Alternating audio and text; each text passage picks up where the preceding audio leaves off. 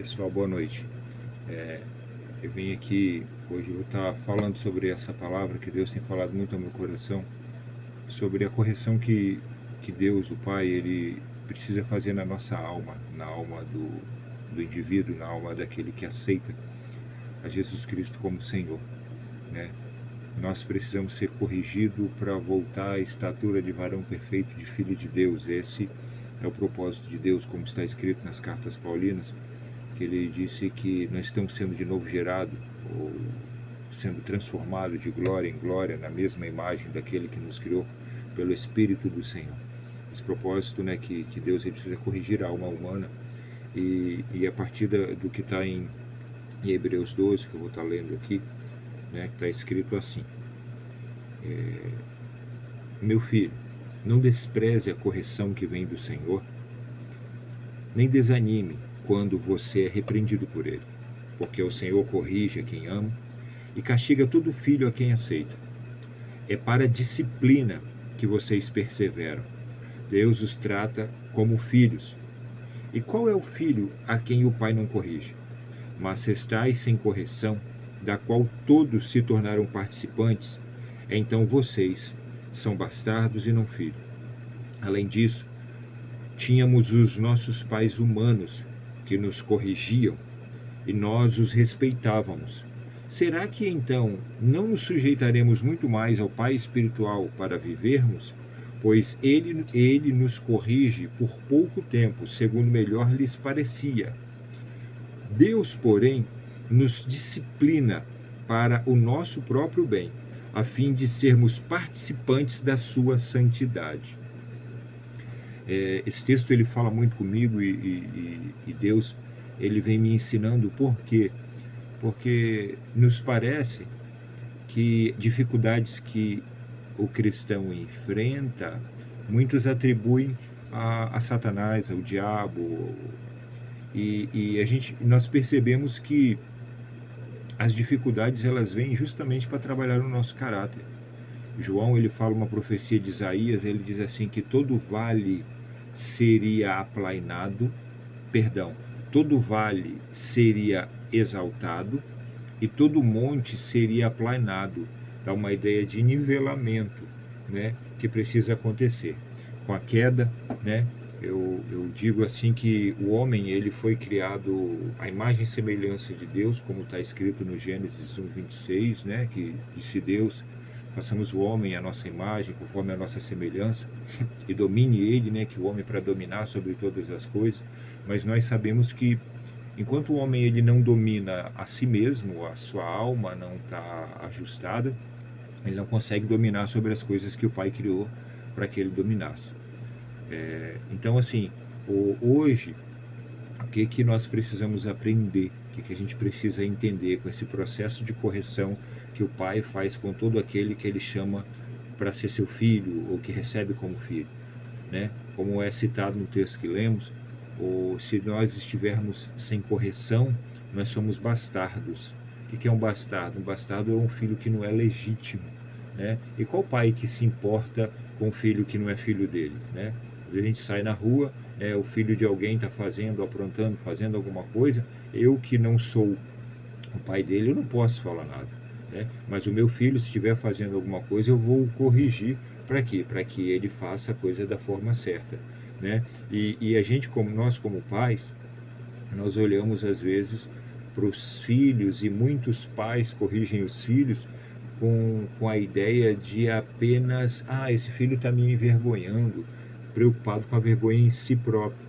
Mas a verdadeira correção ela parte da intenção do pai querer o melhor para o filho, né, para que o filho seja participante daquilo que é bom, que é correto. Geralmente nós como pais passamos por lugares, erramos, caímos, e por não querer que os nossos filhos errem, a gente tenta mostrar o caminho certo para ele e corrigi-lo para que ele chegue mais longe que a gente. Então, assim, aplicando isso para a figura do Pai Eterno, que é o nosso bem, que é que a gente desfrute daquilo que Ele tem para nós, aqui em vida e principalmente na eternidade, que Cristo morreu para devolver para nós esse relacionamento com Deus, para que a gente pudesse viver de fato uma vida de filho de Deus nessa terra, desfrutando dessa realidade. entendeu? Então o texto que nós lemos aqui em Hebreus 12, eu li a partir do versículo 5, né, a parte C do versículo eu comecei a ler, que é um texto que está em Provérbios 3, 11, 12, e ali ele começa a falar sobre esse processo do pai que corrige o filho. Então, o que nós podemos observar? Que as situações que passamos na vida, elas vêm para poder ou retirar alguma coisa da gente, ou para acrescentar alguma coisa em nós. Às vezes, nós passamos por situações que, às vezes, homens ou mulheres que têm muito medo de encarar situações, de expor o seu próprio pensamento, e às vezes nós precisamos ser colocados nesse lugar para poder o quê? Para poder vencer esses processos, né? Às vezes situações de conflito, de confronto, às vezes situações que nós também devemos calar, pessoas que falam muito, que falam demais, né? Que precisam ser ajustadas. Então a nossa alma ela precisa crescer nessa estatura de varão perfeito, de filho de Deus, porque Cristo é o nosso modelo. Jesus, olhando para Ele, Jesus, ele em situações que muitos de nós às vezes nos calamos, em situações de confronto, Jesus abria a boca e chamava homens de hipócritas. E ele falava o que precisava ser falado, olhando nos olhos, e nós não vemos em Jesus nenhum erro, né? Porque a Bíblia fala assim que ele em tudo foi tentado, mas não pecou, né? Então, assim, olhando para essa situação, nós percebemos que a nossa vida ela precisa ser lapidada para chegar nesse lugar, né? Para que a gente desfrute do que Cristo tem para nós. E nós percebemos que esses textos que nós lemos em Hebreus, ele tem alguns textos que eles encaixam junto também, né? Tem um texto que é muito importante de se observar e fazer uma conexão entre esses, que é o texto que está falando sobre a Santa Ceia, Paulo falando sobre que nós devemos analisar a nós mesmos, né? Para que não coma ou a ceia ou participe dessa ceia indignamente. Aí ele fala assim: por isso há entre vós, né? O texto é interessante que a palavra por isso, né, é uma conjunção e ela vem para fazer uma conclusão, né, para concluir o pensamento que ele tinha dito anteriormente. Então, assim, pela falta dessa análise interna, de discernir a Santa Ceia, muitas pessoas elas dormem, muitas elas estão fracas, muitos estão doentes e não muitos que dormem. Então, assim, são três aspectos. O que nós percebemos hoje na Igreja do Senhor? Quantas pessoas, por falta dessa análise, né, dessa correção, de corrigir as suas almas, né, para estar no caminho certo, porque a ideia ali que ele fala bem assim, que examine-se, pois, o homem a si mesmo e coma. Esse examinar, né, acredito eu, que está na ideia de a gente fazer uma análise da nossa vida, se nós não estamos na prática do pecado e do erro, analisar, né, e depois comer. Por quê? Porque se eu analisar e encontrar o erro, o que eu vou fazer? Eu vou colocar diante de Deus em arrependimento, reconhecimento que preciso de mudança, vou participar da ceia do Senhor, mas eu não vou voltar a praticar o pecado que eu praticava, né? Porque Jesus ele nos empodera para que a gente vença os pecados. É certo que nós vivemos no mundo, estamos sujeitos ao erro, né? Mas o pecado na vida do cristão, ele é um acidente, ele não é uma ocasião que nós saímos intencionalmente querendo pecar, querendo errar, né? Eu dou um exemplo simples, que às vezes a gente sai de casa, o tempo está chuvoso, tem uma poça, a gente tenta pular, vai pular a poça, escorrega e cai e se molha na poça. Então o que acontece? Nós não vamos ficar deitado, rolando na poça, tomando banho na água, achando que está tudo bem. Não, nós vamos levantar e vamos correr para se limpar, trocar de roupa. É isso que a Bíblia fala: amados, não pequeis, mas se pecar, sabeis que tem um advogado fiel e justo junto ao Pai, Jesus Cristo, que advoga por vós.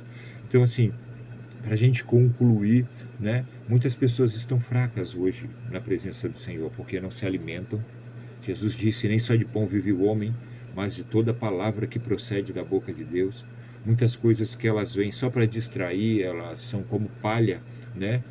Como palha que Da ideia de você, da ovelha come a palha, mas ela não tem os nutrientes necessários do capim verdinho, né? Que é desenvolvido da palavra de Deus. Muita gente está fraca, né? E fica achando, tô fraco, tô fraco, tô fraco. Muita gente está doente, e essa doença, às vezes, é doença até física. Nós vemos nas escrituras, não é pouco citado, mas pessoas que morreram diante da presença de Deus por estarem fazendo o que era errado. E pessoas que às vezes ficaram doentes. Jesus disse lá no Apocalipse para uma mulher chamada Jezabel, que pervertia e ensinava a coisas erradas no meio da igreja dele. Ele falou assim: olha, eu vou colocar ela prostrada de cama. Se não se arrepender, eu dei tempo para que se arrependa, mas senão eu vou colocar prostrado de cama. Então o que a gente entende? A bondade de Deus, ele trata por degraus, ele dá sinais primeiro de fraqueza, depois a enfermidade para muitos, até chegar à morte. Porque Deus, ele é justo e ele é longânimo, ele é bondoso. O tempo que a gente está vivendo é um tempo difícil, nós temos visto o que tem acontecido no mundo, né? Tem igreja de todo tipo, né? Quem sabe ler um pingo a letra, né? Aceitando a prática pecaminosa de todas as formas, mas o nosso Deus, ele é um Deus santo, e tudo como ele criou no princípio, ele criou em perfeição, não tem nada de errado. Nós é que tentamos fazer remendo. O apóstolo Paulo, ele diz que nos últimos dias viriam homens amantes de si mesmo, eles prefeririam os prazeres do que serem amigos de Deus.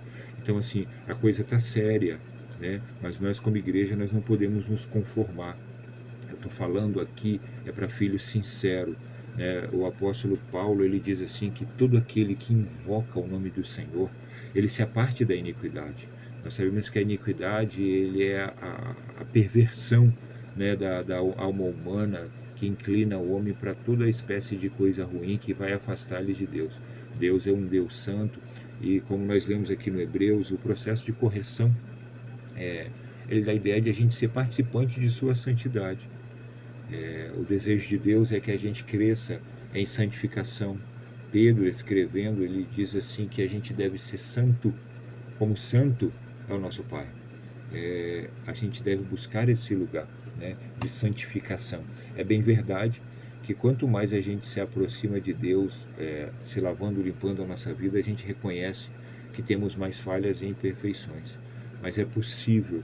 O Espírito Santo, ele foi enviado para a gente para estar conosco, para estar com a igreja, para estar com o Filho, para nos ajudar nas nossas fraquezas, nos ajudar a gente a vencer, ajudar a gente a passar por cima das dificuldades, dos problemas que nós enfrentamos. Ele estando conosco, nós vamos conseguir vencer. Para concluir, deixar essa palavra para reflexão de alguns, se alguém ver aí, achar que edificou a sua vida, tá bom? Então Deus abençoe a todos, e a correção, ela é boa, é para a disciplina. Se Deus está te corrigindo por meio de situações, pessoas, é muito bom a gente estar atento, acordado. A palavra de Deus diz que a gente deve ser sóbrio e vigilante. Essa sobriedade é a gente estar acordado, estar consciente, estar com a percepção nossa aguçada para todas as coisas. Nós não podemos andar nesse mundo como um animal, porque o animal, ele vive só pelos instintos. O Filho de Deus, ele não anda pelos instintos, tá bom? Deus abençoe a todos, boa noite.